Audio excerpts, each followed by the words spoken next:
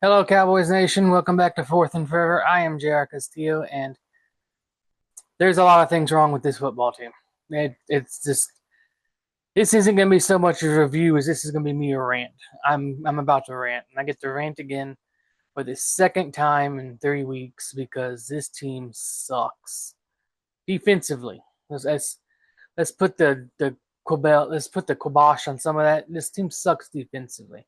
Offensively, this team is amazing. Offensively, I could watch this team play offense all day. They're fun to watch on offense. Defensively, this team sucks. They're horrible. The players suck. The coaching sucks. Everything about it sucks, and it's not getting better anytime soon. I don't see how it can get much better at any point. Get the boring stuff out the way. That way, I can just have some anger time here. Cowboys came out of this basically clean on injuries. Nothing really, nothing long term came up, and you don't ever want to wish long injuries on players. But I keep watching these games thinking, man, if Donovan Wilson got hurt, the defense would probably get better. They keep throwing this guy out there, and he just absolutely sucks. I mean, he's a great tackler. If he was a linebacker, he'd be fine, somewhat. Can't cover, but he'd be fine. As a safety, this guy's horrible. You might as well put a newborn baby back there. You get the same amount of coverage, and the ball might occasionally bounce into the newborn baby's hands too. This guy makes a play, and it just seems like it secures his job. But he doesn't make a play because he actually makes a play. He just makes a play because he just happens to be in the right place at the right time. And most of the time, he's in the right place at the right time because he was so bad at his original job. He just showed up somewhere he wasn't supposed to be. But defensively, they're horrible. And there's a couple things you look at just defensively. First, take a look at this picture. Look at this picture. Look at the open hole. You could drive Optimus Prime through that hole. The entire Autobots and Decepticons could fight through that hole. Look how absolute, just so much space. And that is such an How are you this bad at doing your job? How is the entire defense? Look, there was so much space. I was certain that when I saw this was AI. This team is just so bad. And you can't. What do you do to fix that other than get new players? There's not a coaching scheme out there that calls for that. There's just no coaching scheme that calls for that. Just patheticness. And for all the people that you gotta fire the defensive coordinator, gotta fire the defense coordinator. For what? Does it make you feel better to fire the defensive coordinator? Because that's really all you're firing him for, is for to make you feel better. Because whoever takes over for him, just gonna run the same system. It's the same scheme. They're his assistants. He picked them. Most of them came from Denver. Not Denver, Chicago. I got Denver on the brain right now for some reason. But that's a scenario that we can go through later. But some of them are his assistants from Chicago. Whoever would take over is probably somebody that was with him in Chicago. They're going to run the exact same scheme. The only thing you're changing is who's calling the play. And these plays are not the plays themselves. Some of them are bad, but you have to play. It's the players that just can't execute what's being called. That's not going to change by changing who's calling it. The players are still bad. There's only two highlights we're going to look at, and the two highlights I think are the epitome of why this team is bad. The first one is actually an offensive highlight, and we're going to look at that right now. If you look at this highlight, I want to point out something as we look at the formation that you see. The Cowboys, it's third and one. We're in the third quarter. At a point where the Cowboys, you got to score pretty much every time you get the ball. That's the focus the Cowboys should have. Is every time they get the ball, they have to score. Now, when you watch this play develop, look at the side of the field they're on. When the ball is snapped, there's going to be 14 players on that side of the field. So the last place you should pitch the ball would be to that short side of the field. Because at the snap, when you do pitch it, and the pitch is the slowest possible developing run play you could run, And then not only do they run a pitch, which is the slowest run play, they run a delayed pitch, which is the slowest version of a pitch. So now they take the slowest possible play you could run, and then they make it slower. And this is one of those holy hell, how is this in your playbook type plays? Because they're going to pitch it to this side they're going to pitch it to the left side of the field where already 14 people are on. And once you do that pitch, the rest of the people that are on the field, the other 8 people that are still left, are all going to run to that side too. So now you have 22 people going to the same spot. You're asking too much. And as you run the play now. You see the go. Reverend Span 4 goes into motion. There's the pitch. Number 3 gets in there immediately, just absolutely cuts through immediately. And we'll take a second look at it here as they run it through again. 3 gets in through immediately. And it's just, everything just absolutely gets blown up. And you have a running back and his 4 Panthers right there. Just, what is Javonte Williams going to do? If you pitch that to the opposite side, same formation, just go to the opposite side, he has a chance to make at least the player miss. But and this isn't like a one-time thing. The Cowboys do this all the time. The Cowboys offense, for some reason, they love these pitches, and I hate the pitch play. Pitch play is just so much can go wrong, especially if you're not super fast. A lot can go wrong, but also you need everybody to play perfect on a pitch play for it to work. This isn't Madden, where you can, if your thumbs are quick enough, you can make things happen. A lot has to go right for a pitch play to work, and most of the time it won't. And when you already shorten yourself by going to the short side of the field, you're just asking yourself for failure. I won't even do that on Madden to the short side of the field, because that's when the computer can cheat. And if the computer cheats, the NFL has a way, real players are better than the computer. And so it's just a stupid play call, and it's just one of those things that just drive you crazy. And then let's go to the last play. This is right here. This play is the game. No doubt in my mind, if they get this stop, the Cowboys will win this football game, because you're almost in Brandon Aubrey field goal range. So if you look at this before the snap. First of all, bottom of the screen, ignore that guy. They're not throwing to this guy.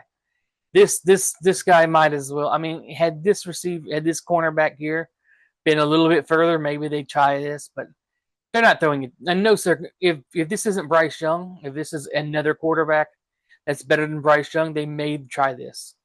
But that's not where this play is going. This play is going to the slot on top of the screen, standing basically on the 0 at the 40-yard line. That's Hunter Renfrow. That's where this ball is going. This is the only person this ball is going to. And if you look at all the corners here, this safety down here is a little bit off. This cornerback here is just way off, but again, they're not going down here. DaRon Bland standing with his foot on the 35-yard line. What are you doing?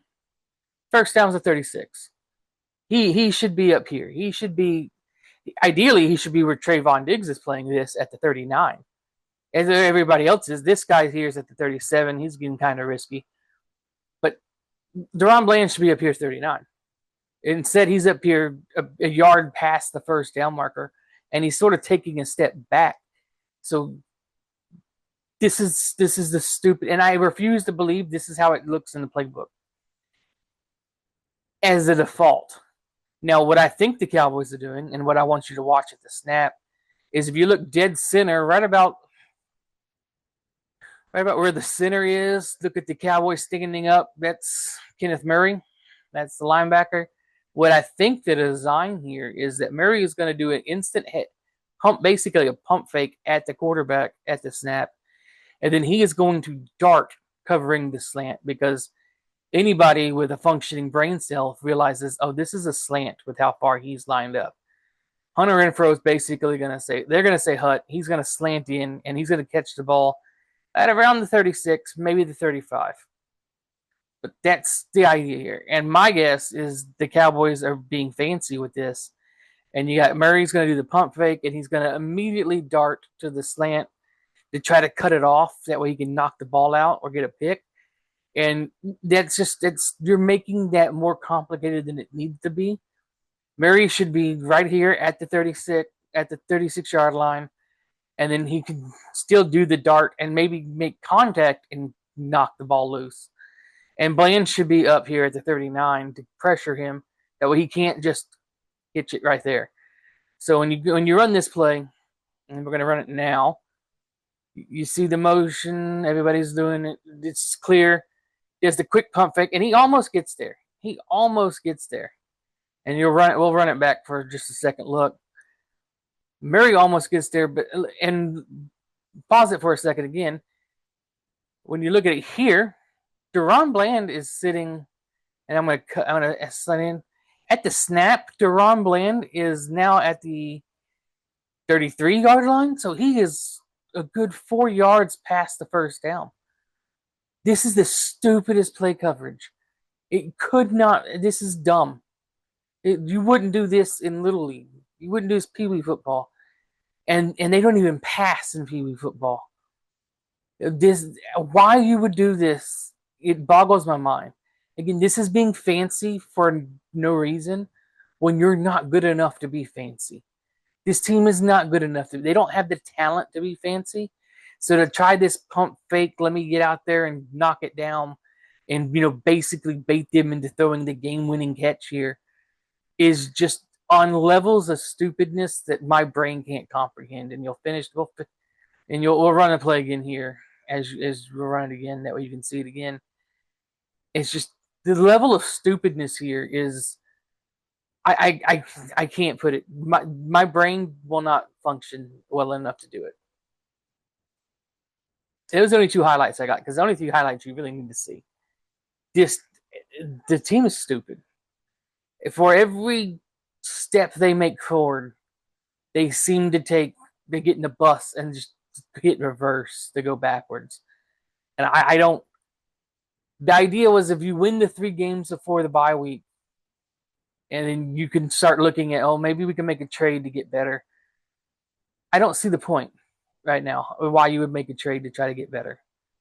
Why? And unless you're trading for a player that has years on his contract, I'm not giving up draft capital to get a player to get marginally better this year on the hope that you maybe sneak into the playoffs. Now, yeah, I know you could sneak into the playoffs and magic happens. With this defense, it would take a hell of a lot of magic. I don't think there's enough magic at Hogwarts to get them to move on. It's that bad. I've never seen Harry Potter, but I know it's magic. And it's like there's not enough magic there to get this team over the hump defensively because they're bad. They're just absolutely bad. And so going into you got the Commanders and then the bye week. I think the plan for the rest of this season is just get players back off IR and then start funneling some of them in to see if maybe somebody hits something. And then you go into the off season and then you start making changes there. If you want to make a defensive coordinator change in the off season, I'm not going to fight it. Like I wouldn't be like, okay, yeah, let's just try something else. But at some point, the Cowboys need stability there. This is the 3rd year in a row with a different defensive coordinator. And people, you long for the consistency under Dan Quinn. But you remember Dan Quinn was basically running the same defense as the last defensive coordinator before him. Because you were coming off before Dan Quinn, you had Chris Richard and Rod Marinelli, and they're basically the same defense. Those are basically the same defenses back to back. So when you add Dan Quinn to that mix, that's a long time in the same defense. So when you start switching defense, the Cowboys currently on their defense, you're basically putting a square peg into a round hole. At some point, instead of continually just shoving the square peg into that round hole, sand the damn peg down and try to make it fit. And they're not doing that. If you continuously change your coordinator, you're going to continuously not have players that can run this scheme. Now, if you want to get rid of Eberflus and bring in a coordinator that fits better with the talent that you currently have, and then you add talent to that group to make it better, you can convince me on that. But you have to be willing to let that coordinator try for a while because he's going to struggle. Most of the time, they do struggle when they get in here first time until everybody learns what they're doing. So it's a lot more. There's a lot more questions than right now than answers, and I wish there were some more answers.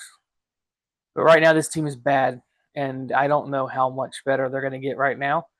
Uh, and it's wasting an MVP season from Dak Prescott and an incredible season from George Pickens. Uh, you have to start looking at trading things. Are you doing a full rebuild? Because if you do a full and we can talk about this during the bye week, that's probably what we will talk about. Rest of the season outlook for bye after the bye. But there are some trade candidates you have on this team that you can trade and stockpile draft picks. And two of those trade candidates are Dak Prescott and George Pickens. And we could talk about that in the bye week. But that's it for this episode. This team just absolutely is god awful. And I just need to say that for a little while. They're just god awful. But that is it for this one. Gonna break down the Commanders game later this week. And that's just gonna be an unfun thing to have to watch. But that's it for tonight. Cowboys fall to what's the record now? 2-3-1. That is a hideous looking record. But that's what they are. And they shouldn't even be that good. They should be 0. They should be 0-6. This team is horrible. They should be 0-6. And because Dak Prescott and George Pickens have been so great, and this offense is so good, they have 2 wins somehow. But that is what they are, and that is it for tonight. I can't even say let's go Cowboys and mean it. So let's try to not suck so much.